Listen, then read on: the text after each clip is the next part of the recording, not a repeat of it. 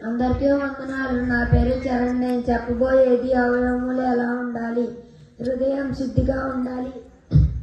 హృదయం శుద్ధి గల వారు ధన్యులు, వారు దేవుని చెందారు. మత్తయి 5:8 చేతులు పవిత్రంగా ఉండాలి. కావున ప్రతి స్థలమందు పురుషుని కోపము సంశయము లేని వారే పవిత్రమైన చేతులెత్తి ప్రార్థన చేయవాలని కోరుచున్నాను. 1 తిమోతి 2:8 పాదములు చెడు మార్గంలో వెళ్లకుండా ఉండాలి. నా కుమారుడా, నీవు వారి మార్గంలో పోకుము, వారి త్రోవల యందు నడవకుండా నీ పాదములను వెనుకకు తీసుకొనుము.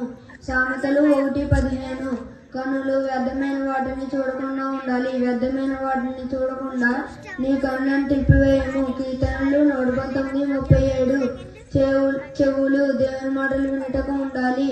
నా కుమారుడా, హితోపదేశములు వినుము. కీర్తనలు 40:6 ప్రసంగి 12:12 నోరు చెడు మాటలు